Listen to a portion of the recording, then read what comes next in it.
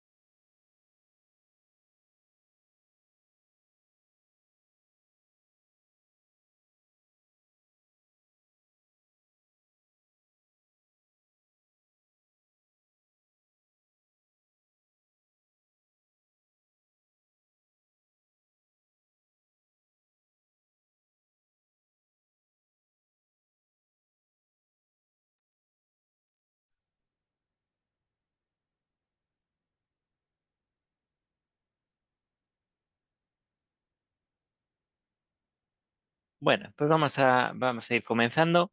Nada, bueno, pues bueno, bienvenidos a todos los que estéis viendo un poco esta grabación, ¿vale? Hoy tenemos una clase un poquito más larga, ¿vale?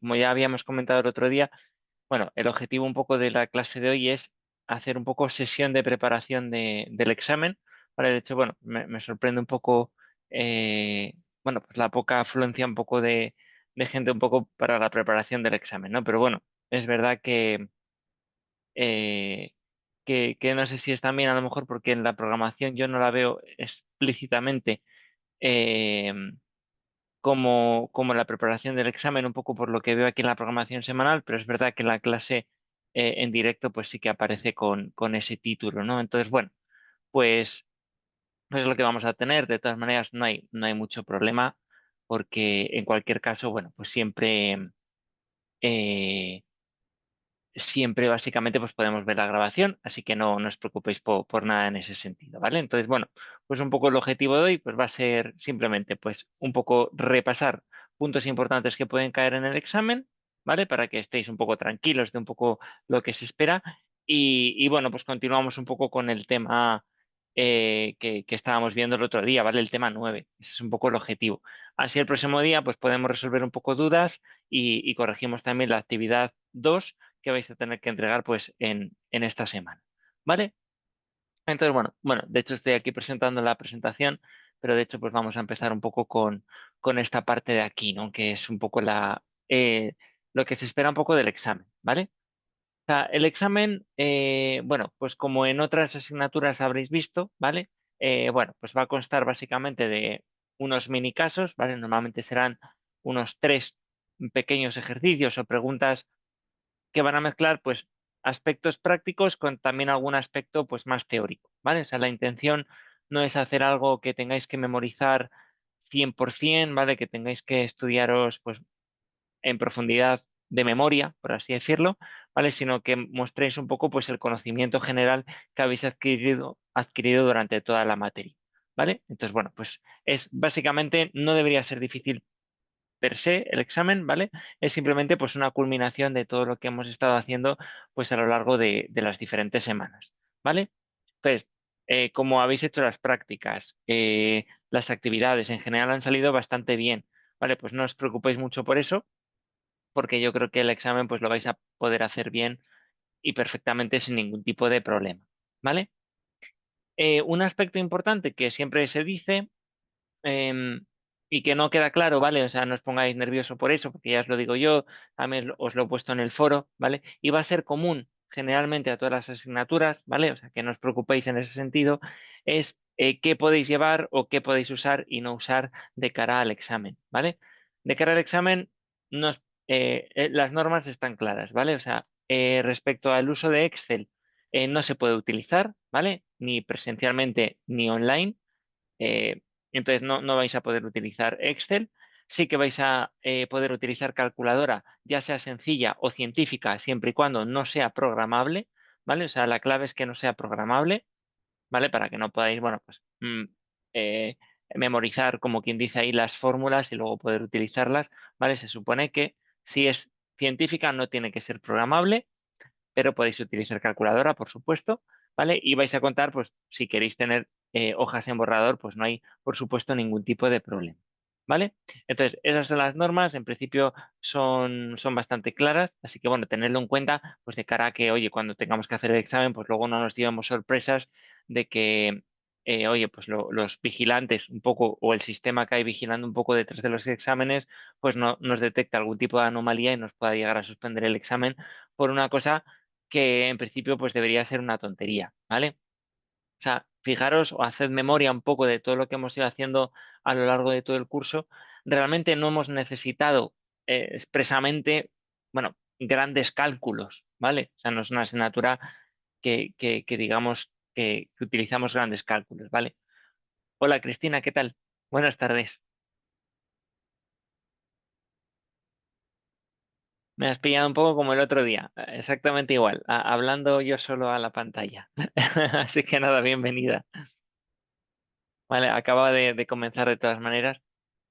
Y estaba comentando, hago un recap rápido, ¿vale? De lo que se espera un poco en esta clase, ¿vale? En esta clase la intención, un poco como ponía en el título de la descripción de la clase, era un poco una sesión de hora y media, primero para clarificar aspectos del examen, ¿vale? Y que quede todo claro, y luego pues continuar un poco con lo que nos queda del último tema que empezamos el otro día, ¿vale?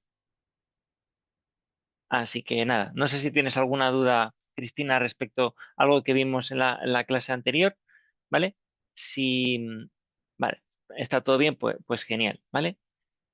Del examen, lo único que había comentado era un poco las reglas básicas de qué podéis llevar o qué podéis utilizar y no utilizar de cara al examen, ¿vale? Entonces creo que eso sí que es importante para que luego decía que no haya ningún tipo de sorpresa, ¿vale?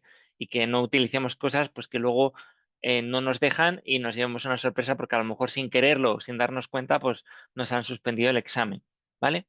Entonces, en ese sentido, lo que estaba comentando Cristina era simplemente que no se puede utilizar Excel en ninguna circunstancia, ¿vale? Podemos utilizar calculadora siempre o sencilla o científica, pero siempre y cuando no sea programable, ¿vale? Ese es el único requisito. Y básicamente, pues luego podemos utilizar pues, las hojas en blanco que necesitemos como borrador, si necesitamos hacer algún tipo de cálculo o lo que sea, ¿vale?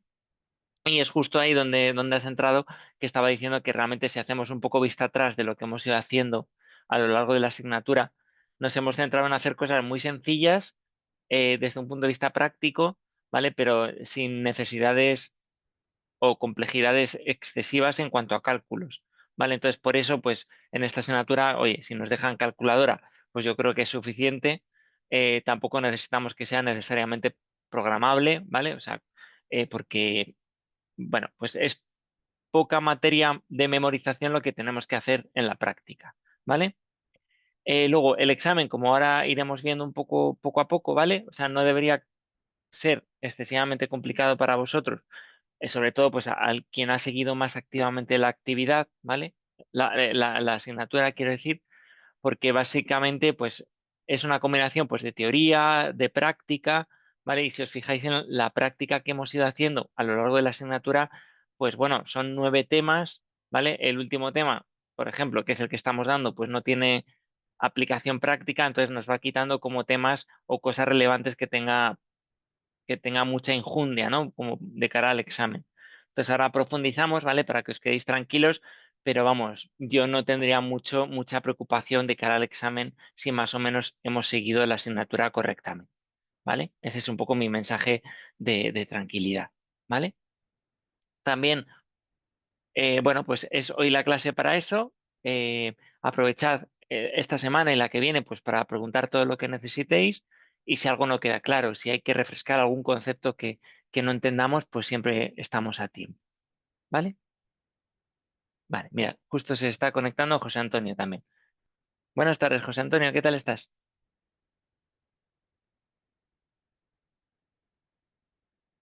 Vale, no sé si nos escuchas, José Antonio. Bueno, bienvenido en cualquier caso. Vale, ¿qué tal? Vale, nada, que ha empezado la clase un poco rara porque he estado yo solo, luego se ha metido Cristina un poco ahí 10 y tú ahora hay cuarto. Vale, lo único que estaba diciendo que sí que me parece importante las normas del examen, ¿vale? Lo he puesto en el foro que simplemente no podemos utilizar Excel, ¿vale? Y podemos utilizar calculadoras siempre y cuando sea sencilla o científica, pero siempre que no sea programable, ¿vale? Esas son las condiciones un poco de que se nos exigen de cara al examen, ¿vale? Podemos utilizar las hojas en blanco que queramos, eso sí, ¿vale? Y bueno, pues tenemos un poco esta clase de hoy para seguir profundizando un poco en qué puede entrar en el examen. Hacemos un barrido rápido, preguntamos un poco lo que no sepáis o no esté claro y de todas maneras tenemos la semana que viene también si surge alguna duda para que lo vayamos comentando, ¿vale? Si os surge cualquier cosa, aprovechemos el foro, pongámoslo un poco activo en ese sentido y todo lo que vais preguntando pues lo vamos viendo, ¿vale? Yo el foro la verdad es que lo tengo menos activo de lo que debiera probablemente, ¿vale? Pero que sepáis que yo me meto diariamente a ver si hay algo, ¿vale? O sea, a lo mejor yo no soy muy proactivo poniendo cosas, pero soy activo en el sentido de que me meto todos los días en el caso de que haya dudas, ¿vale? Así que, y sobre todo ahora que estamos al final, pues creo que puede ser más importante, ¿vale? También recordaros todas las actividades que tengamos, sobre todo esta última que nos queda un poco pendiente de entregar durante esta semana, ¿vale? Tenéis que tenerla antes del examen, ¿vale? Porque em, la tengo que tener yo corregida antes de que hagáis el examen o antes de que yo os corrija y publique las notas, ¿vale? Entonces, intentar ser puntuales en lo que es la actividad porque bueno, hay que tener todo al día cuando hagamos el examen. Ese es un poco el mensaje también que me traslada. ¿Vale?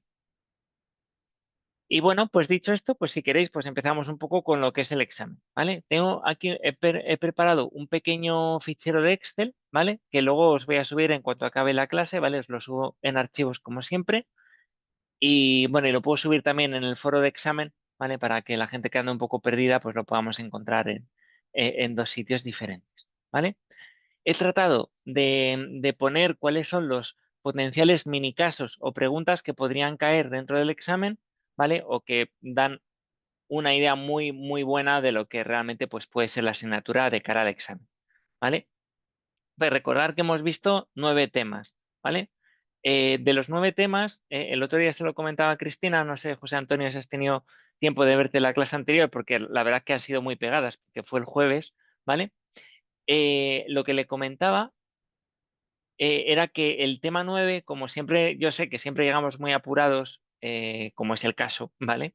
Yo normalmente no suelo hacer preguntas del tema 9 en el examen, ¿vale? También es verdad que hay muchas asignaturas o en otros másters que doy que solo tenemos 8 temas, un poco también por esta casuística, ¿no? Porque en el tema 9 ya llegas muy corriendo, ¿vale? Entonces, bueno, no os preocupéis por el tema 9, ¿vale? Simplemente revisarlo por vuestra cuenta también, me parece que es un tema interesante. eh, Luego subo la presentación para que la tengáis también, ¿vale? Y bueno, pues ahí queda el tema, por así decirlo. Y luego del tema de la actividad, por ejemplo, para mí es un tema muy importante el tema 6 que es el tema, sí, creo que era el tema 6, ¿no? El tema del análisis de una entidad financiera. Eh, no sé si es a ver, tema, no, es el tema 5, ¿vale? Es importante porque, bueno, creo que el análisis de una entidad financiera, un poco en todo el contexto que hemos visto, pues es bastante relevante, ¿vale? Y justo, si os fijáis, lo que estáis haciendo o deberíais... Ah, sí, sí, sí, ahora vamos sobre ello, José Antonio, efectivamente, ¿vale? Entonces, lo que quería deciros es que claro, eso me parece más importante, pero está relacionado también con la actividad que vais a hacer ahora, ¿vale? Entonces, la actividad que vais a hacer ahora, si os fijáis, tiene más que ver con el análisis de una empresa no financiera, ¿vale? Entonces, como vais a entregar justo la actividad esta semana, me parecía que tenía menos sentido también porque os doy mucho menos tiempo a la hora de corregir la actividad, explicárosla y que tengáis tiempo para presentar. para hacer el examen en ese sentido, ¿vale? Entonces, por eso mismo, todo lo que tiene que ver con la actividad que vais a entregar esta semana, yo no os lo voy a preguntar en el examen, ¿vale? Que tiene más que ver con el tema, si no me equivoco, 6 y 7, ¿vale? Entonces, está bien, pero es que eso ya lo puedo evaluar un poco en la actividad que vais a entregar ahora y que probablemente pues lo vais a tener mucho más reciente, ¿vale? Ese es un poco mi mensaje. Entonces, si lo pensamos y vamos quitando estos temas, ¿vale? Pues al final lo que nos queda pues está muy ligado o muy linkado realmente a las actividades previas que hemos ido entregando también, ¿vale? Y es un poco lo que os quiero mostrar un poco en este Excel que os he preparado, ¿vale? No sé si me he explicado bien. Vale, vale, vale, genial, genial. Es que a veces me enrollo. Vale, entonces, el examen, eso, va a consistir en tres, cuatro como mucho preguntas, ¿vale? Hay diferentes modelos de examen, algunos os tocará modelo A, otros el modelo B, a otros el modelo C. Básicamente cambia un poco la estructura a lo mejor del ejercicio, pero y los datos probablemente, ¿vale? Pero más o menos el mismo número de preguntas, misma dificultad y tipo de problema, ¿vale? Entonces, para mí, por ejemplo, uno de los temas importantes, pues justo tenía que ver con el análisis de una entidad financiera, ¿vale? Entonces, como veis aquí en el Excel que os estoy compartiendo, ¿vale? Un potencial mini caso, pues sería un poco como esto que estamos viendo aquí, ¿vale? O sea, os voy a dar unos datos muy básicos, ¿vale? De una entidad bancaria. Fijaros que aquí os estoy dando margen de intereses, margen bruto, gastos de explotación, margen neto, provisiones, beneficio antes de impuestos y beneficio neto, ¿vale? Es decir, la cuenta de pérdidas y ganancias de la manera más abreviada posible, ¿vale? Y también os estoy dando datos de partidas relevantes dentro del balance de una entidad financiera, ¿vale? Como esto que tenemos aquí. O sea, cuántos son los activos totales, los fondos propios, capital de nivel ordinario, capital total, activos ponderados por riesgo o risk-weighted asset, ¿vale? Entonces, lo que os voy a pedir es que, dada esta información, pues me describáis una serie de ratios, o sea, básicamente unas definiciones de unos 5 ratios diferentes, ¿vale? Y que los calculéis, ¿vale? O sea, es describir el ratio, calcularlo y, o sea, describid un poco qué es lo que estáis obteniendo, básicamente, ¿vale? Entonces, como en este tema estuvimos viendo muchos ratios diferentes, ¿vale? Si recordáis, pues, de liquidez, de eficiencia, de rentabilidad, de capital, ¿vale? Eh, en este Excel que vais a ver, ¿vale? Vais a ver que tenéis como muchos ratios calculados, ¿vale? No os preocupéis muchos por ellos, realmente lo que os voy a pedir también para simplificaros un poco la vida, ¿vale? O yo lo que me estudiaría básicamente sería los que he marcado en amarillo, ¿vale? Para ser honesto, porque me parece que son los más importantes, ¿vale? Entonces, imaginaros que básicamente os estoy pidiendo el ratio de eficiencia, el ROA, el RORWA, el ROE y el coeficiente de solvencia, ¿vale? Pues lo que se pediría es, oye, pues descríbeme cuál es la fórmula de cada uno de los ratios, defíneme un poco en qué consiste cada ratio o qué intenta medir, ¿vale? Calcularlo y describir un poco el resultado que estáis obteniendo, ¿vale? Entonces, si queréis que vayamos un poco rápido sobre todos ellos, ¿vale? Teníamos aquí, por ejemplo, el ratio de eficiencia, ¿vale? El ratio de eficiencia, si recordáis, lo que nos está midiendo es gastos de explotación partido el margen bruto de una entidad financiera, ¿vale? Entonces, realmente muy sencillo, porque si sabemos la fórmula, pues tenemos aquí todas las partidas, gastos de explotación y el margen bruto que lo tenemos aquí, ¿vale? Entonces, ¿qué está midiendo esto? Pues realmente es del margen bruto que saca la entidad financiera, es básicamente cuántos gastos o cuánto dinero tiene que gastar el banco, básicamente para poder sacar este margen bruto, ¿vale? Eh, o cómo deficiente es el banco en el sentido de que genera más beneficio o más margen con el menor número de gastos posibles, básicamente, ¿vale? Entonces, como el numerador es gastos de explotación partido margen bruto, ¿vale? Cuanto más pequeño sea el numerador respecto al denominador, pues mucho mejor, porque tendré un margen bruto muy grande en comparación con unos gastos de explotación muy pequeños, ¿vale? Entonces, en este caso, pues tenemos un 56,28%, ¿vale? O lo que sería lo mismo es que básicamente cada euro que gano de margen bruto como banco, pues realmente estoy gastando 56 céntimos en producirlo, ¿vale? Eso es un poco lo que nos está diciendo, ¿vale? Para mí era un poco confuso este ratio porque tú te crees que cuanto más ratio de eficiencia, a priori, mejor, ¿vale? Pero como está la fórmula calculada, realmente es a la inversa, ¿vale? Entonces podéis hacer eso es, como dice José Antonio, lo comentamos en clase, ¿vale? Si queréis aplicar la norma memotécnica un poco de, oye, el ratio de eficiencia eh, es como que te engaña y la interpretación es al contrario, ¿vale? Pues aprenderoslo así si queréis y ya está, ¿vale? Hola Alex, bienvenido. ¿Qué tal estás? Vale. Estamos viendo, Alex, sobre este Excel, que es un poco describiendo pues, los principales casos un poco que pueden caer de cara al examen, ¿vale? No van a caer con estos datos exactamente, ¿vale? Pero va a ser más o menos sota caballo y rey, ¿vale? Entonces, bueno, más o menos claro el ratio de eficiencia, yo creo que sí, ¿no? Que esto lo estuvimos viendo ampliamente en clase. ¿Vale? Cualquier duda que os surja, pues mira, no sé si este es el momento, porque a lo mejor no lo tenéis fresco del todo, pero seguramente en esta semana y en las que viene, pues como tendréis que volver sobre ello, pues así hacemos un refresco rápido, ¿vale? Tenemos el ROA y el ROE, ¿vale? Que básicamente nos miden rentabilidades, ¿vale? Rentabilidades medidas como el beneficio neto partido dos partidas diferentes, ¿vale? Si usamos el ROA, realmente estamos dividiendo por los activos totales normalmente medios, ¿vale? Si no os doy los activos totales medios, pues utilizamos los activos totales como los que tenemos aquí, ¿vale? Y el ROE es lo mismo, es beneficio neto, lo que pasa es que relativizado por los fondos propios de la entidad, ¿vale? ¿Por qué se hace esto? Bueno, pues porque el ROA lo que te intenta medir es la rentabilidad del banco en cuanto al total de sus activos y el ROE pues te intenta medir cuál es la rentabilidad respecto del capital propio o los fondos propios de los accionistas de la entidad, ¿vale? Entonces son importantes porque por un lado te da, oye, pues cuánto le saco yo a todos mis activos que tengo como banco, que sería el ROA, y por otro lado me dice, oye, ¿cuál es la rentabilidad realmente que le estoy aportando a mis accionistas? ¿Vale? Entonces eso es lo que nos estaría midiendo el ROE, ¿vale?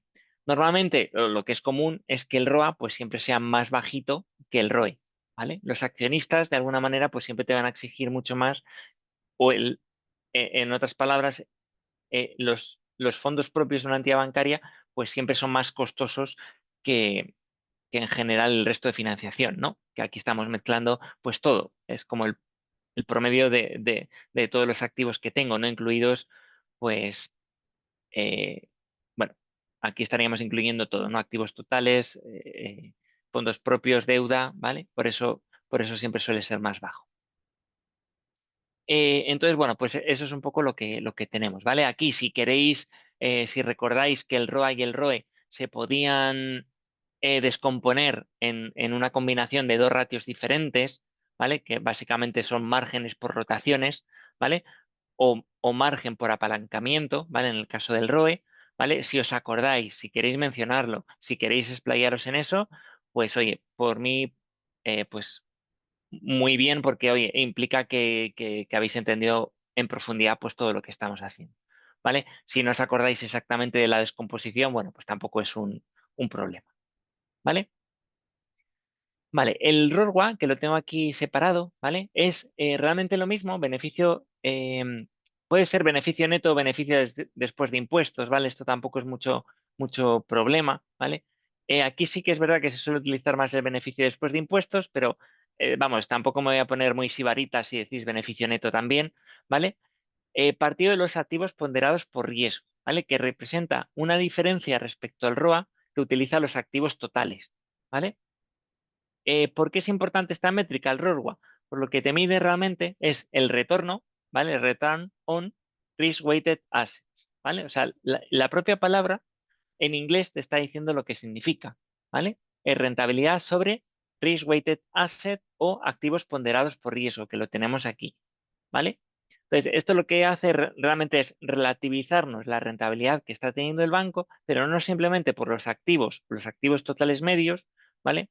Sino teniendo en cuenta un poco el riesgo que tiene por detrás un poco la cartera crediticia o los préstamos que está dando el banco, ¿vale? No es lo mismo un 5%, o sea, podemos tener dos entidades financieras con un 5% de rentabilidad, ¿vale? Pero que una de las carteras sea mucho más riesgosa que la otra, ¿vale? Entonces, bueno, pues si al final ponderáramos un poco los activos o cada préstamo por el riesgo que estamos asumiendo, ¿vale? Pues esto lo que puede hacer es que si tenemos mucho riesgo, se nos incrementará el denominador, tendremos más activos ponderados por riesgo y por ende, pues tendremos una rentabilidad menor, ¿vale? O básicamente lo que te mide, oye, es realmente ante el mismo beneficio, básicamente, bueno, pues relativamente cuánto más le saco de rentabilidad en comparación con el riesgo que estoy asumiendo por tener esa cartera, ¿vale? Siempre un poco pues relacionando el binomio rentabilidad-riesgo, ¿no? Esa es un poco la idea que tenemos por detrás. ¿Vale? ¿Todo claro? ¿Todo bien? Si soy muy repetitivo, me lo decís, ¿eh? Porque como ya sé que todo esto lo hemos estado viendo en clase, pero bueno, como es un poco de repaso, ¿vale?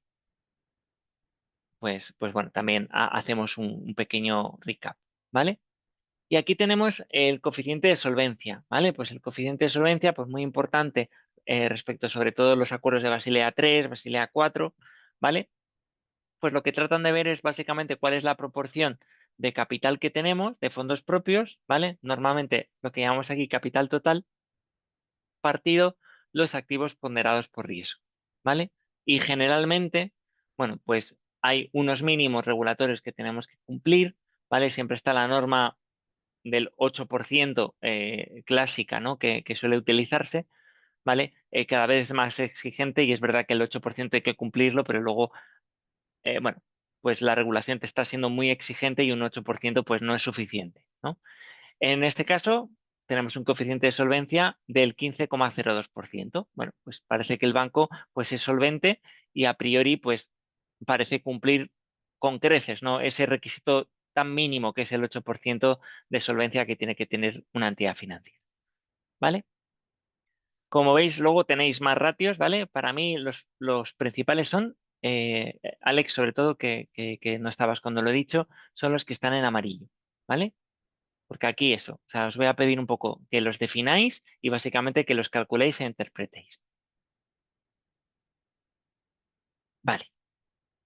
En este sentido, a ver, la UNIR a veces también quiere que no memoricemos todo de memoria, que intentemos aprender un poco los conceptos generales, también un poco la lógica que hay por detrás, ¿vale? Entonces, vais a ver que en los diferentes casos prácticos que tenemos, ¿vale? Aparte de hacer cosas como esta, que son como, bueno, pues sí que son más cuantitativas y más objetivas, ¿vale? Va a haber una pequeña parte, ¿vale? También he de decir que va a ser la que menos pese dentro de la nota de cada apartado, ¿vale? De cada pregunta, quiero decir, que va a ser un poco más subjetiva, ¿vale? Un poco más cualitativa, ¿vale? Un poco para ver también si los conceptos generales pues se han adquirido más allá de memorizar una fórmula, ¿vale? Entonces, en ese sentido, eh, pues por ejemplo, a ver, que tengo yo aquí alguna pregunta que tengo por aquí.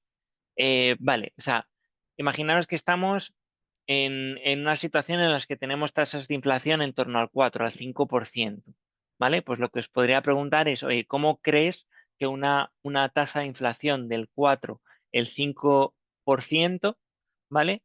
Podría impactar a la rentabilidad futura del banco? Bueno, básicamente es eso. O sea, si tenemos una tasa de inflación muy elevada, cómo podría, por ejemplo, afectar a la rentabilidad y posible solvencia del banco en el futuro o a la estabilidad en general del sistema financiero, ¿vale? Pues esa es una pregunta que se puede responder de muchas maneras, ¿vale? No quiere decir que haya una respuesta eh, perfecta y simplemente aquí yo lo que intentaría decir, oye, mira, a ver, cuando tenemos una tasa de inflación muy alta, que la hemos tenido históricamente, ¿vale? Pues, por ejemplo, qué es lo que suele ocurrir? Pues que seguramente los bancos centrales reaccionen de alguna manera, ¿vale? Porque decíamos que los bancos centrales intentan controlar la política monetaria, ¿vale?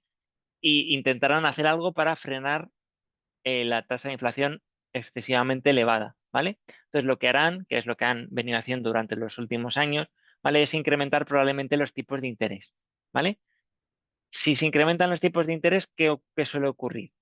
¿Vale? Pues hay un doble efecto, ¿vale? Hay un efecto que básicamente lo que va a hacer es encarecer los préstamos que va a dar el banco, ¿vale? Por lo tanto, bueno, por un lado, el banco le va a ser más rentable dar préstamos porque los va a dar a un tipo de interés más alto con carácter general, ¿vale? Eh, si mantiene el tipo de interés más o menos de las fuentes de financiación estable o se incrementa un poquito, em, no va a afectar mucho, es decir, el margen de intereses del banco probablemente sea igualmente más alto, o sea, va a tener más rentabilidad básicamente el banco probablemente, ¿vale? Eso por un lado, pero también tenemos la otra cara de la moneda, ¿no? Si se prolonga en el tiempo préstamos con altos tipos de interés, pues probablemente los clientes que tengamos o los clientes nuevos o clientes que ya tengamos y que les hagamos una revisión de los tipos de interés, pues probablemente también se puedan estresar más en el sentido económico, ¿vale? Y poder tener más incumplimientos o morosidad, ¿vale? Por ejemplo, esa podría ser una explicación, ¿vale? No sé si se os ocurre algún otro tipo de efecto, pero bueno, básicamente es un poco lo que se esperaría de manera cualitativa, ¿vale? Yo lo que sí que os diría es, el examen no es complicado, ¿vale? Insisto, ya lo estáis viendo de alguna manera, ¿vale?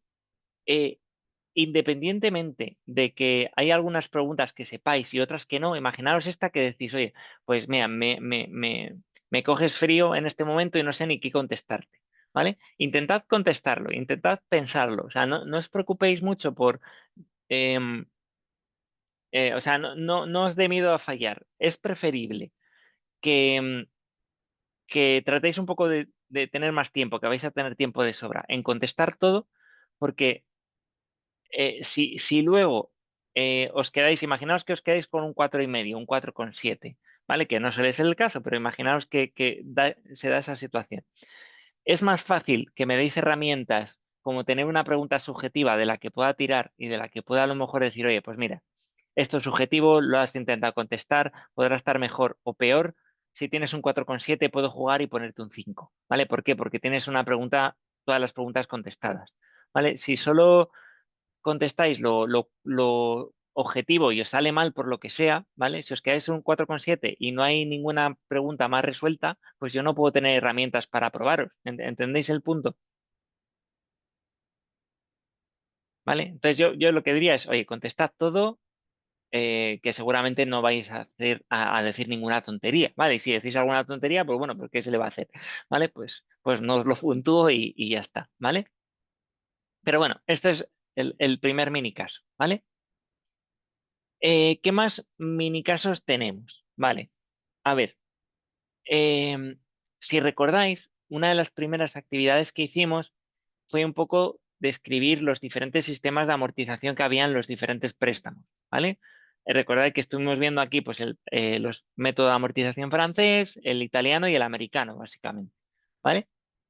Entonces, lo que no tiene mucho sentido es que os pregunte, ¿vale? Porque es verdad que, como os he insistido, no os voy a dejar el Excel a priori, ¿vale? O sea, no tiene sentido de que yo os pida calcularme todo el cuadro de amortización de un determinado sistema de amortización, ¿vale? Porque eso ya lo habéis hecho en una actividad concreta, así que no amerita que lo volvamos a hacer, ¿vale? Lo que sí que os puedo preguntar es, en esa línea, aunque no tengáis que calcular todo. ¿Por qué? Porque para mí, saber si lo entendéis o no, no me hace falta que me calculéis realmente todo el cuadro de amortización, ¿vale?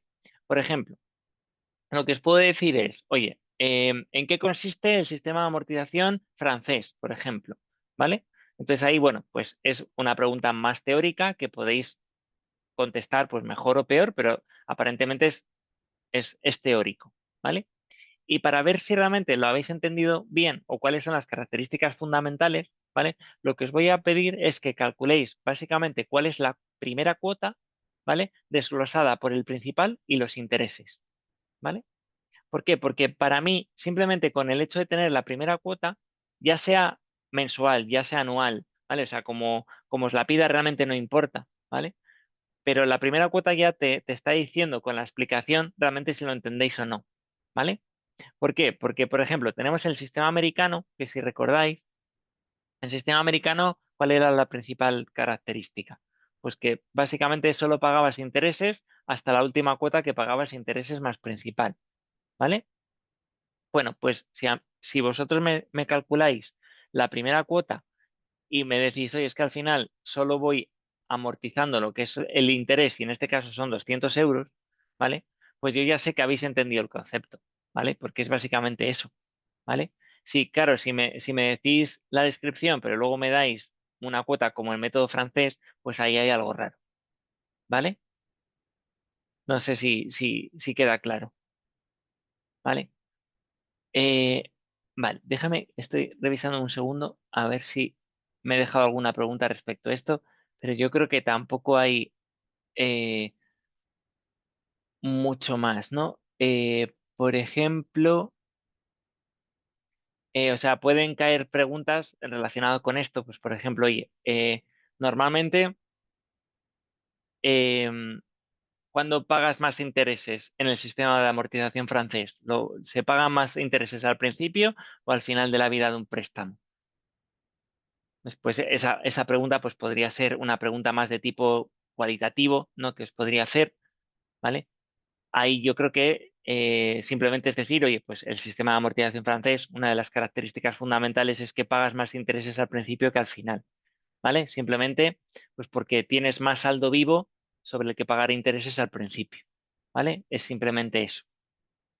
Si de repente suben los tipos de interés, ¿vale? Y te hacen una revisión del tipo de interés del 3% al 6%, ¿qué es más probable que os penalice en un sistema de amortización francés?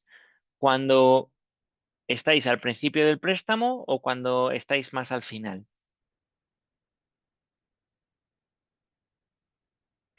Al final, ¿no? Pues como dice José Antonio. O sea, no, te afecta menos al final, José Antonio, ¿no? O sea, porque si te lo suben cuando estás aquí en la cuota 21, por ejemplo. Ah, vale, os estábamos diciendo lo mismo. Vale. Sí, o sea, si te sube el tipo de interés cuando ya has pagado 21 de las 24 cuotas, por ejemplo, al final el saldo vivo que te queda remanente es más pequeño. Entonces, bueno, va a tener mucho menos impacto que si te lo suben al principio. ¿Vale? Que sí, que es lo que intentabas decir, José Antonio. Que, que me he liado yo también en tu respuesta. ¿Vale? Vale, ¿todo bien, Alex, Cristina? Vale. Sí, esta clase puede ser un poco aburrida por esto, ¿eh? Pero creo que bueno, es interesante porque al final sabemos un poco lo que puede caer, ¿vale? O sea, puede ser aburrido, pero yo creo que da un poco más de confort, ¿no? Que ir a ciegas. Vale. Bueno, pues esto sería un poco relacionado con esto, ¿vale? Vale. Luego, otra aplicación práctica que hemos visto, bueno, pues esto ya es retrotrayéndonos, ¿vale? Pues al tema 3 si no recuerdo, que eran, si mal no recuerdo, que era de los productos de pasivo, ¿vale? Entonces, en los productos de pasivo, además un poco de moda aquí en España, ¿vale? Porque ahora estábamos viendo cómo se remuneraban las cuentas corrientes, ¿vale? Entonces, hablábamos del método hamburgués, ¿vale? El método hamburgués o método del divisor fijo también se llama, ¿vale? Pues lo vimos un poco durante ese tema y veíamos que era un cálculo, pues era facilito, ¿vale? O sea, si básicamente tienes una cuenta corriente con un saldo al principio del mes y vas teniendo diferentes movimientos, ¿vale? Pues el método hamburgués lo único que va haciendo es calcularte lo que se llaman los números acreedores, ¿vale? Que es básicamente cada saldo que tú tienes en la cuenta, cuántos días lo tienes hasta que ocurre el siguiente movimiento, ¿vale? Que es un poco lo que tenemos aquí, ¿vale? O sea, os voy a dar una serie de movimientos muy pequeños, ¿vale? Porque tampoco se trata aquí de que hagamos 100 movimientos, que no tiene mucho sentido, ¿vale? Y de lo que se trata es un poco de calcular la liquidación de intereses, ¿vale? Solo os voy a dar tipos de interés acreedor, ¿vale? O sea, en ningún momento voy a hacer el ejercicio de que el cliente también se pueda quedar en descubierto, ¿vale? Pero bueno, ya vimos que esto podría pasar, que es común y que también, oye, pues en ese caso se generan, bueno, pues intereses, pero que tienes que pagar al banco adicionales, ¿vale? Entonces, bueno, tenéis el ejemplito, ¿vale? No sé si merece la pena ir sobre ello, pero básicamente es cada saldo que tenemos en cada momento, ¿vale? Multiplicarlo por el número de días que tenemos ese saldo, ¿vale? Y nos da los números acreedores, ¿vale? Aquí, el único posible fallo que podemos llegar a cometer, ¿vale? Pues es tan tonto como que en vez de 9 días, pues contemos que de aquí a aquí hay 10 días, ¿vale? No os preocupéis porque si eso está mal, pues tampoco, no lo sé, o sea, es normal equivocarse en ciertas cosas, pues bueno, si es una cosa tonta como esta, pues a mí tampoco es que me preocupe especialmente, ¿vale? Tened en cuenta que esto es muy interesante de saber, es interesante de aplicar, pero luego en la práctica nadie va a estar haciéndolo manualmente, ¿vale? Entonces, bueno, pues se asume que podemos cometer un fallo operacional al calcular, ¿vale? Entonces, una vez tenemos la suma de números acreedores, que básicamente es todo lo que ha ocurrido en un mes, ¿vale? Pues tenemos que dividirlo por una cantidad, ¿vale? Que es lo que se llama el divisor fijo, ¿vale? Y el divisor fijo se podría calcular de dos maneras como tenemos aquí, ¿vale? O sea, el tipo de interés básicamente nos lo pueden dar en 2%, lo podemos utilizar así como 2%, que sería 0,02, o simplemente como es un 2%, pues el divisor sería 2, ¿vale? Entonces, em, dependiendo un poco de lo que queramos usar, si el 2 o el 2%, ¿vale? Lo único que tenemos que hacer es este cociente, ¿vale? Que es el numerador, que son 360 días, dividido entre ese 2%, ¿vale? Si ponemos 2 en vez de 2%, pues tendremos que hacer 36.000 entre 2. Si son 360 días, o sea, perdón, si usamos el 0,02 o el 2%, pues simplemente los 360 días, ¿vale? Si 36.000 lo divido entre 2 o 360 entre el 2%, me da exactamente lo mismo, que es 18.000, ¿vale? Y esto es lo que se llama el divisor fijo. ¿Cuántos van a ser los intereses que voy a tener o que voy a recibir por los diferentes movimientos y saldos que he tenido en la cuenta? Pues la suma de los números acreedores, 60.000, entre 18.000. En este caso, pues solo 3,33 euros, ¿vale? Eso sería un poco el cálculo, ¿vale? Como os voy a subir este Excel, pues lo bueno es que lo vais a poder revisar directamente todo en este Excel, ¿vale? Luego ya, o sea, estos 3,33 euros son lo que nosotros recibiríamos bruto, ¿vale? En la práctica esto pues habría que quitarle los impuestos correspondientes de cada país, ¿vale? Entonces, bueno, aquí pues será el 19% en España, ¿vale? No es necesario esto que lo calculemos en el examen, ¿vale? Pero simplemente para que lo recordemos. Vale, ¿todo bien hasta el momento? ¿Está bastante claro? ¿Cómo lo veis? ¿Facilito?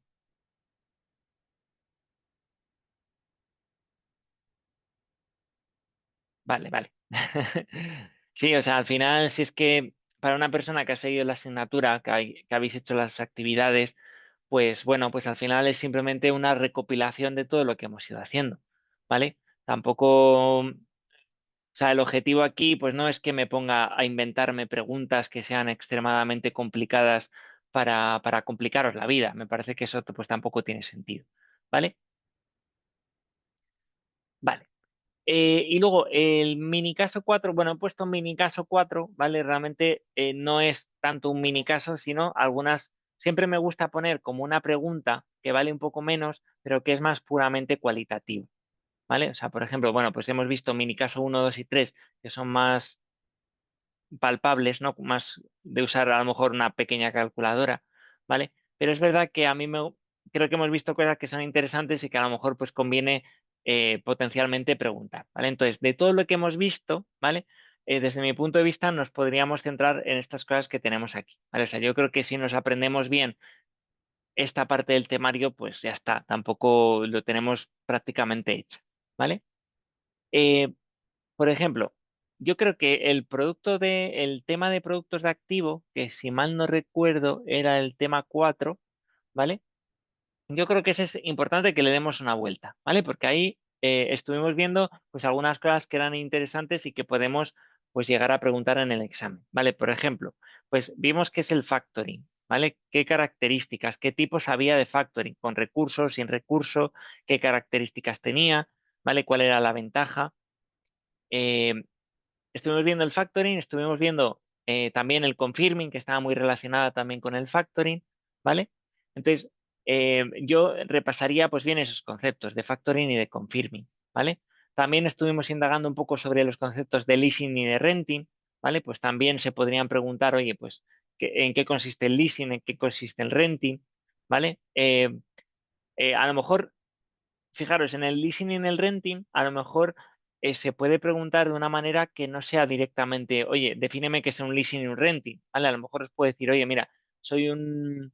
eh, soy una pequeña empresa, por ejemplo, tecnológica, que tengo una tecnología que tengo que utilizar y que se queda obsoleta muy rápido en el tiempo, ¿vale?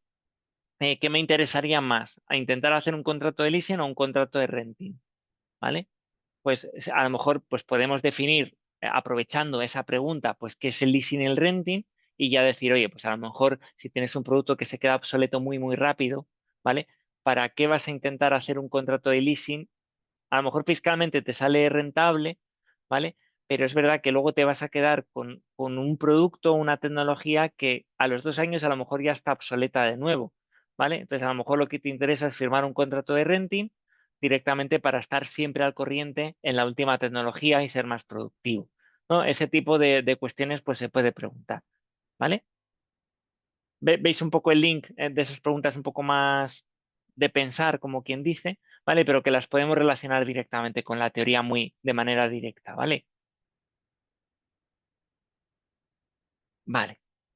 Eh, vale, o sea, yo creo que básicamente eso, pues el tema de productos de activo me parece que es bastante interesante. Y luego el concepto un poco de pérdida esperada y de los componentes que lo forman, pues también me parece que es bastante relevante, ¿vale? ¿Recordáis que era el concepto de pérdida esperada? Cuando hablábamos un poco también de la estabilidad bancaria.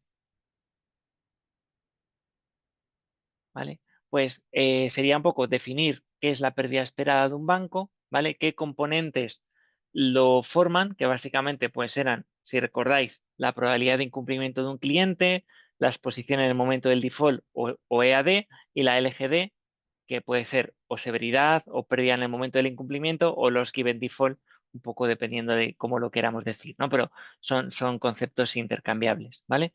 Entonces, la multiplicación de esos tres conceptos pues te dan lo que es la pérdida esperada, ¿vale? Si definimos cada uno de sus componentes, pues mucho mejor también, ¿vale? Y sobre todo, más que el concepto de pérdida esperada, es decir, es una multiplicación de tres componentes, está claro, pues yo creo que también es interesante definirlo como tal, ¿no? O sea, ¿qué es la pérdida esperada? Bueno, pues es la pérdida que eh, bueno, pues esperamos tener, ¿no? Con un cliente, ¿vale? Pero que va a ser el punto de partida porque gracias a esa pérdida esperada que podemos estimar con cada una de nuestras operaciones o cada uno de nuestros clientes, ¿vale? Vamos a poder determinar a partir de la pérdida esperada también cuál es la pérdida inesperada que podríamos llegar a producir y eso es la parte que el capital bancario realmente es lo que tiene que cubrir, ¿vale? Entonces, bueno, pues es como el punto de partida necesario para que todo lo que tiene que ver con la solvencia de un banco y el capital que tiene que tener, pues se basa realmente en calcular bien ese punto de partida, ¿vale? Entonces, bueno, pues esto también revisarlo un poquito y, y bueno, pues es básicamente un poco lo que veo más desde el punto de vista cualitativo del examen, ¿vale? Y de esta manera, pues más o menos cubrimos todo el temario, ¿vale? Porque, por ejemplo, em, si hacemos reflexión un poco sobre el tema uno, ¿vale? Que era muy introductorio de qué es un sistema financiero, ¿vale? Los componentes, hablábamos un poco de las unidades deficitarias, eh, de recursos, las excedentarias, ¿no? Bueno, pues eso yo creo que está bastante claro, ¿vale? El tema 2 indagaba un poco más en el tema y también describía un poco cómo era el sistema financiero español, ¿vale? Pues yo creo que no tiene sentido en un examen cuando estamos con gente de varios países, pues preguntaros cómo es el sistema financiero español, ¿vale? Entonces, por eso, pues no están ese tipo de preguntas en el examen. Y creo que esto que os estoy mostrando, pues tiene mucho más sentido, ¿vale?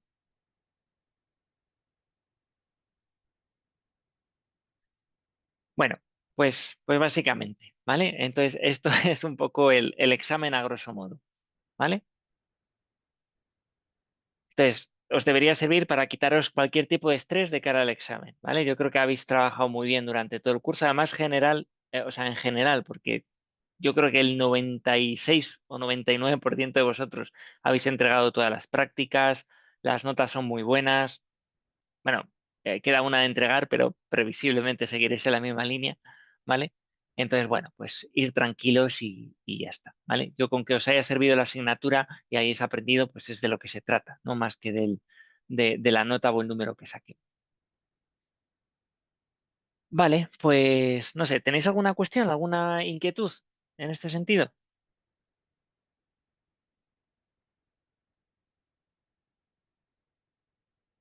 Vale. Como recomendación también os diría, porque, joder, siempre a mí me da un poco de pena.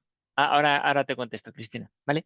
Me da un poco de pena porque en ocasiones me ocurre que, o sea, insisto, que el examen como que fijan una serie de reglas, ¿vale? Sobre todo por el hecho de que se pueda hacer online, ¿vale?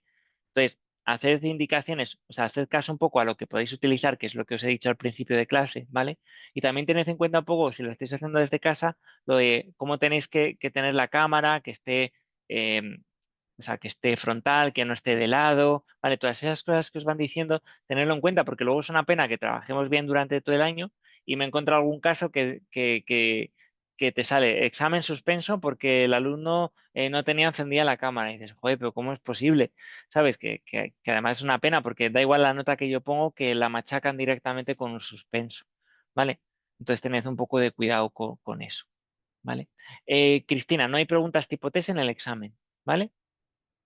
En años anteriores sí que ha habido tipo test, de hecho era como un 70% caso práctico, 30% tipo test, o 60-40 de vez en cuando, ¿vale? Pero no, se ha quitado y ya no hay tipo test, ¿vale? Lo que sí que os recomendaría es, si queréis hacer un repaso un poco general también, que intentéis hacer las preguntas tipo test, porque son 9 temas. Pues si tenemos los 9 temas completamente bien hechos en los tipo test que tenéis en los apuntes, pues tenéis 0,9 puntos más adicionales, ¿vale? Que parece que no es mucho, pero bueno, al final es un punto de gratis, como quien dice, ¿vale? Entonces, bueno, eso si os da tiempo, pues yo os animo a que lo hagáis, ¿vale? Vale, pues bueno, pues si queréis, pues dejamos esta parte y si queréis continuamos un poquito, 15 minutos aunque sea, con el tema 9, ¿vale? Y ya os doy unas recomendaciones un poco pues para que ya, si queréis vosotros, pues os miréis la presentación por vuestro lado, ¿vale? ¿Parece bien?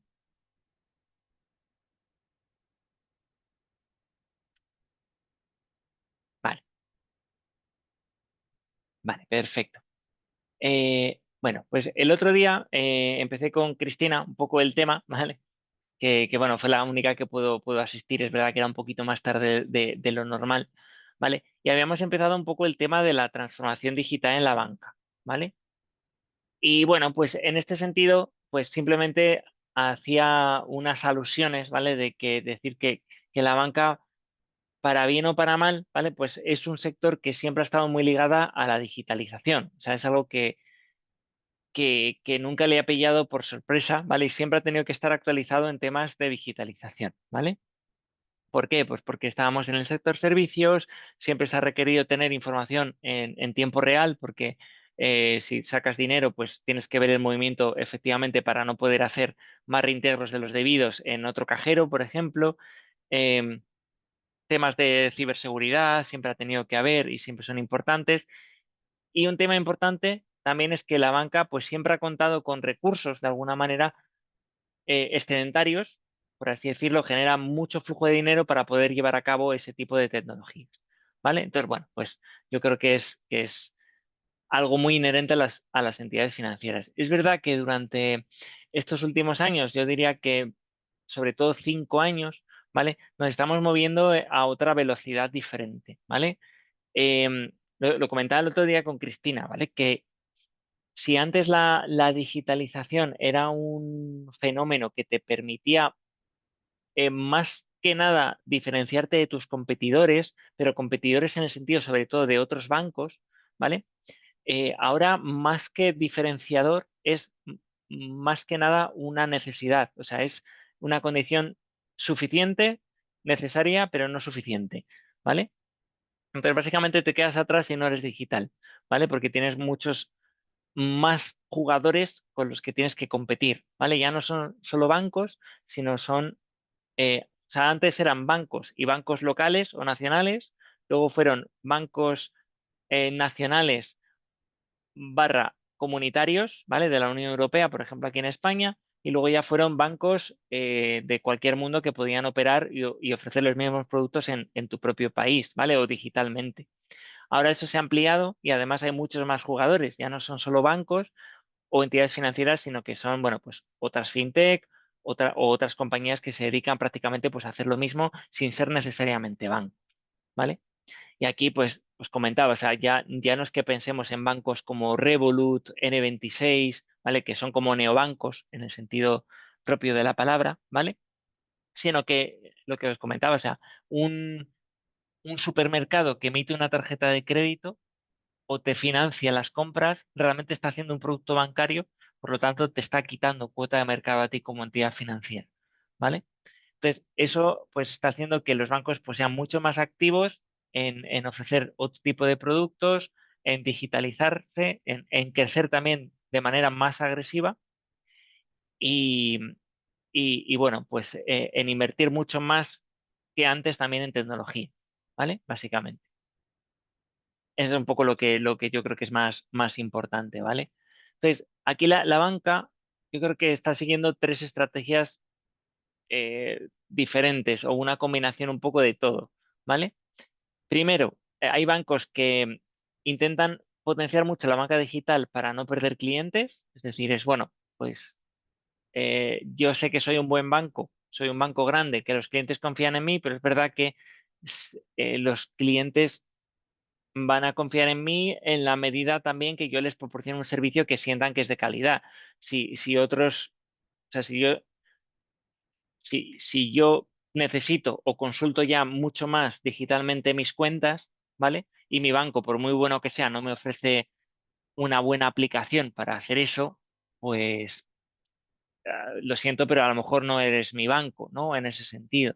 Entonces, bueno, pues hay bancos que ahora eh, tienen poder, pero además es que tienen una banca digital pues muy potente, ¿vale? Aquí, por ejemplo, os pongo el ejemplo de BVA aquí en España, y yo creo que es uno de los mejores bancos desde el punto de vista de digitalización en cuanto a aplicación, ¿vale? Bankinter también funciona muy bien, pese a que es un banco pues, más pequeño, por ejemplo, ¿vale? Entonces, bueno, pues ahí tenemos este tipo de estrategia, ¿vale? Hay bancos que se han lanzado de forma agresiva como bancos sin oficinas o con muy escasa representación física, ¿vale? Yo creo que aquí tenemos el ejemplo típico de ING Bank en Europa en general, ¿vale? Que de hecho potenciaban un modelo básicamente sin oficinas, ¿vale? Lo que pasa es que luego lo han retomado un poco y lo han adaptado un poquito para decir, bueno, más que no ser un 100% sin oficinas, vamos a ser por lo menos un 90% sin oficinas, ¿vale? Porque es cierto que, bueno, no sé si os pasará a vosotros, pero yo sí, o sea, hay decisiones que necesitas de alguna manera ir a una oficina o hablar con alguien presencialmente, ¿no? Yo, por ejemplo, cuando firmé, perdona, cuando firmé mi hipoteca, eh, bueno, pues yo puedo ser muy digital, pero ante ciertas inversiones y con desconocimiento total, pues es mejor tener un trato personal con una persona cara a cara, ¿no? Desde mi punto de vista, ¿vale? Habrá gente que sea menos tradicional en ese sentido, pero bueno, ¿vale? Y otros, pues combinar servicios digitales con oficina, ¿vale? Esa es un poco la estrategia. Em, una de las, bueno, aquí lo que quiero ir un poco al grano, ¿vale? Em, Vale, yo creo que esto se ha notado mucho en las entidades financieras, ¿no? O sea, yo creo que este es un poco el ejemplo. No sé si os pasa, porque tú, Cristina, sé que estás aquí en España, pero José Antonio, ¿tú estabas en España también?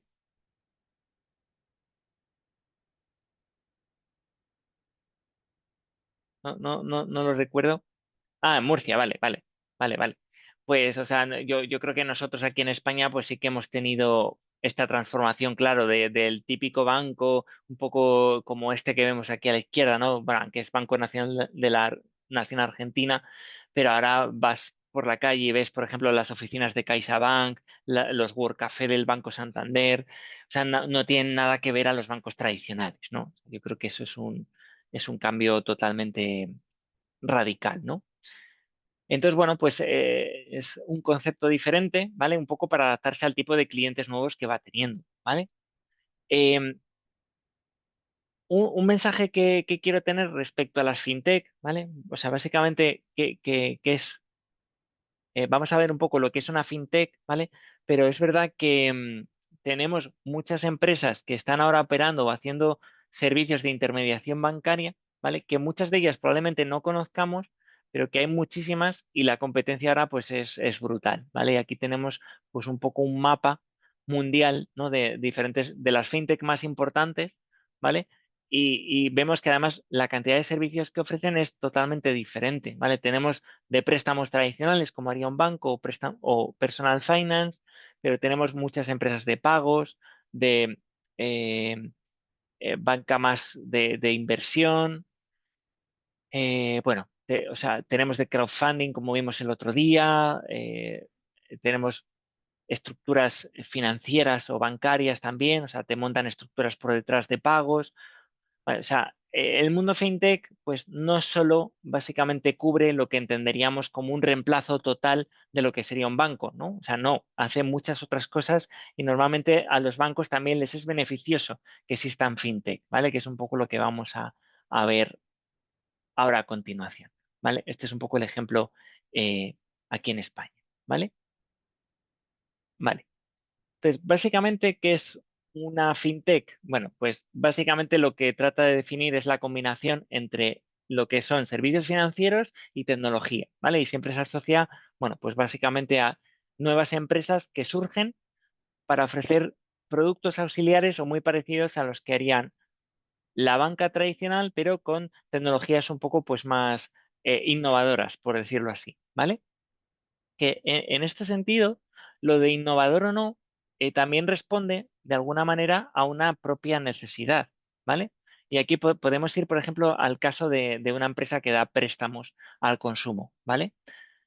O sea, la ventaja que siempre ha tenido un banco, ¿vale? Es que cuando nosotros necesitamos un préstamo, ¿vale? O sea, Cristina, José Antonio, si vosotros necesitáis una hipoteca, ¿vale? Al final, los que acabáis yendo al banco sois vosotros, ¿vale? O sea, o yo, ¿vale? O sea, no va a ser, o sea, normalmente no es el banco quien viene a ti, ¿vale? Sí que te hace las campañas publicitarias, pero al final tú te irás a un banco o a otro, pero al final el que va al banco eres tú, el que proporciona la información para que el banco te evalúe tu calidad crediticia, eres tú, ¿vale? O sea, si el banco te dice, dame tus tres últimas nóminas y tú no se las das, te va a decir, vale, pues no te doy la hipoteca, ¿vale?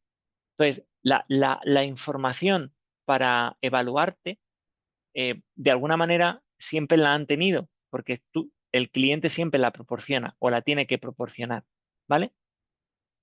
¿Qué es lo que ocurría antes? Que si una empresa quería hacer lo mismo, ¿vale? Primero había mucha más regulación que no lo permitía, ¿vale? Pero incluso habiéndolo permitido, ¿vale? Si yo quiero montar una empresa para evaluar, por ejemplo, tu perfil, Cristina, o tu perfil, José Antonio, ¿vale? ¿Cómo tengo yo la información de vosotros? ¿Vale? Os puedo decir, no, oye, si queréis una hipoteca, me tenéis que dar la información.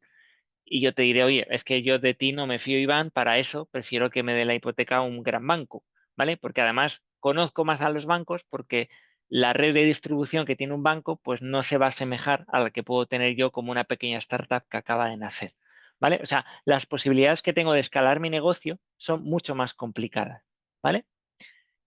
Cuando empieza a irrumpir la tecnología de una manera más innovadora, ¿vale? O es precisamente porque nos estamos moviendo en una sociedad más digital, ¿vale? Más digital y más accesible y más fácil de hacer aplicaciones, ¿vale?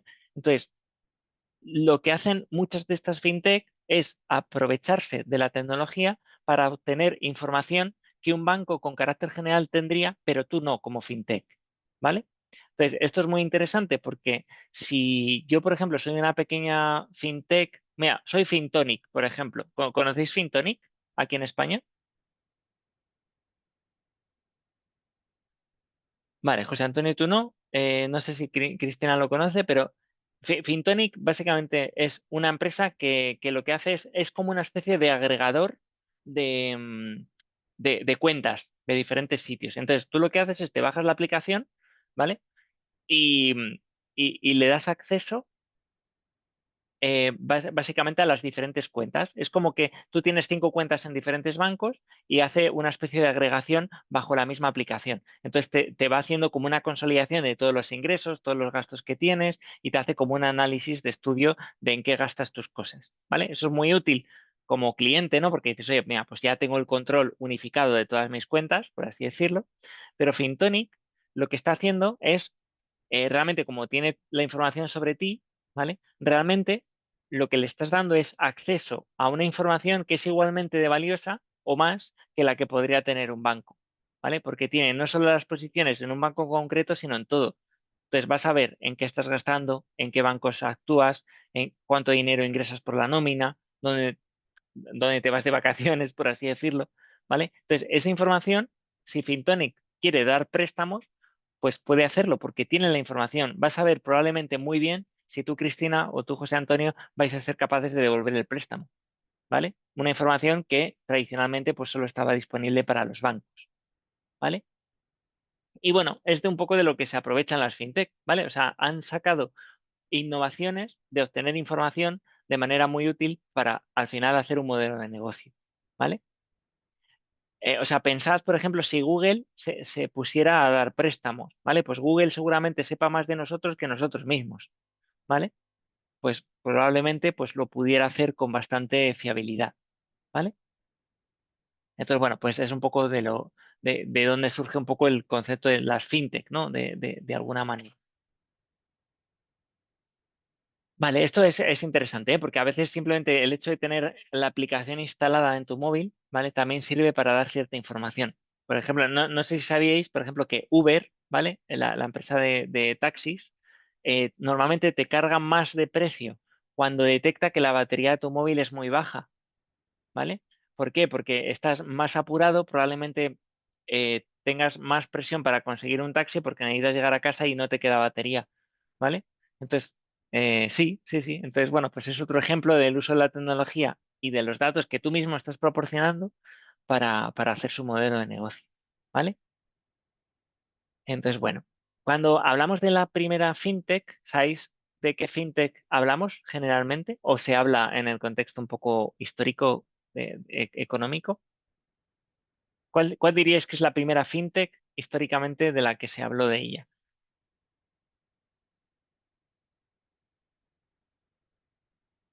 Vale, pues sí, José Antonio, pues me has hecho un buen spoiler. Normalmente se habla de PayPal, efectivamente. ¿Vale? Pues PayPal, o sea, es irónico porque cabe pensar que fintech es muy reciente, pero PayPal realmente nació en 1998.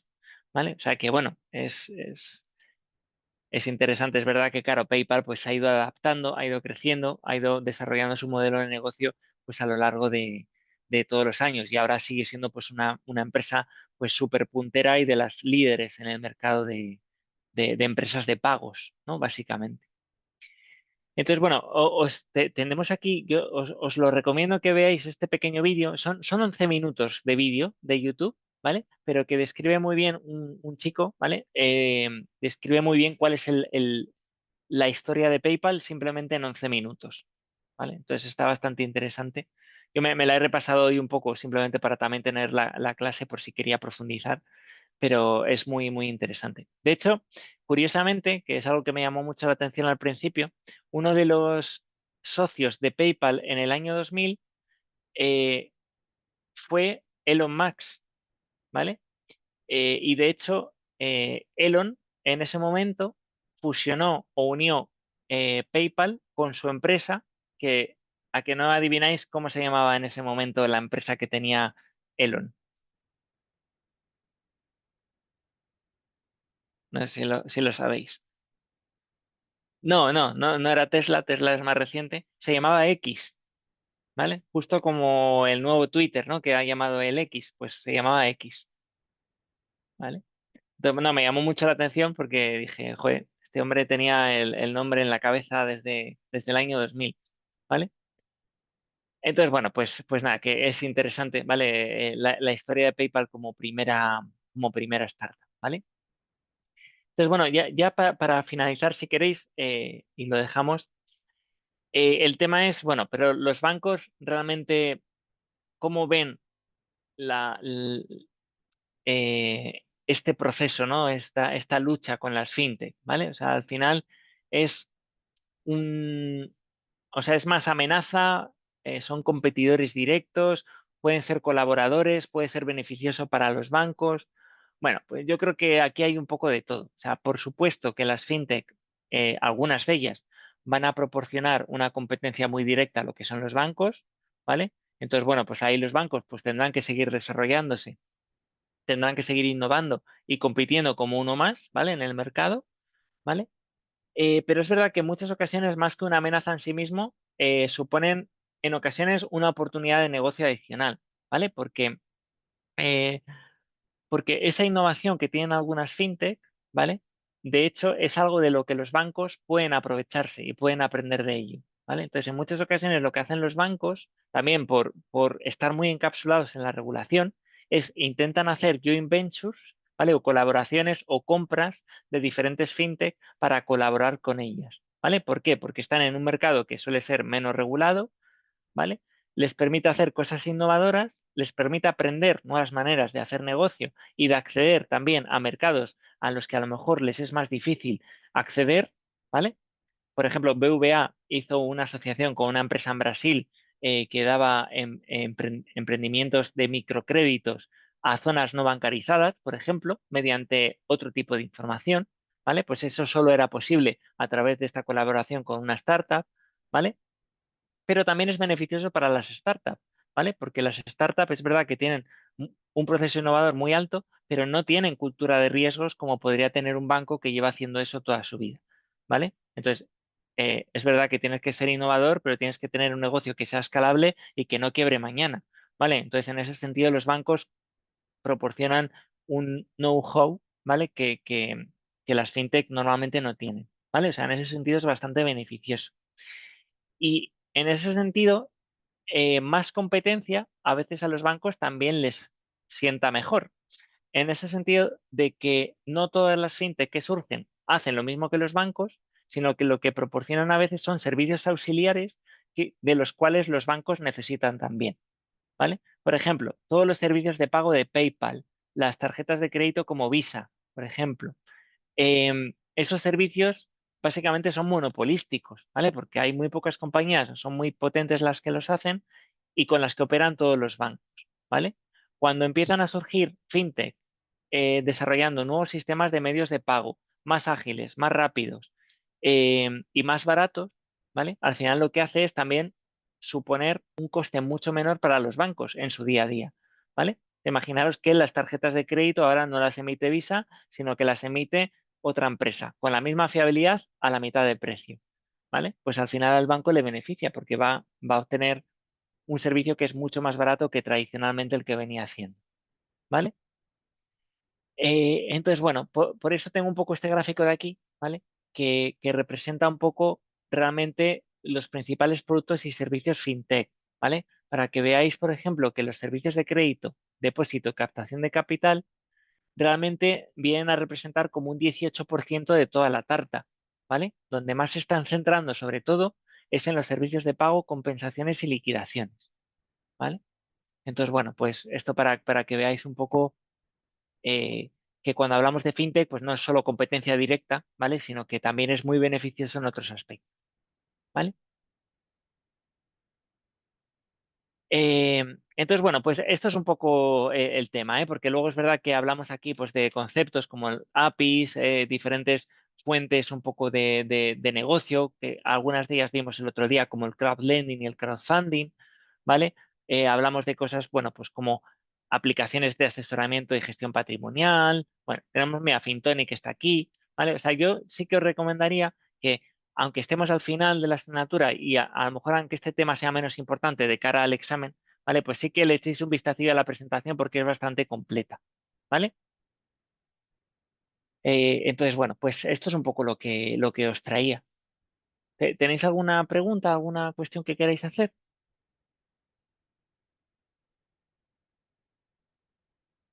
todo esto lo sabíais, porque por ejemplo para mí, o sea, este gráfico yo cuando estuve haciendo la diapositiva y demás, pues sí que me sorprendió, porque yo creía que esta proporción, por ejemplo, era mucho más alta, ¿vale? Pero bueno, es bastante curioso, ¿vale? Así que nada, bueno, pues si queréis lo dejamos aquí por hoy y ya pues nos vemos la semana que viene, ¿vale?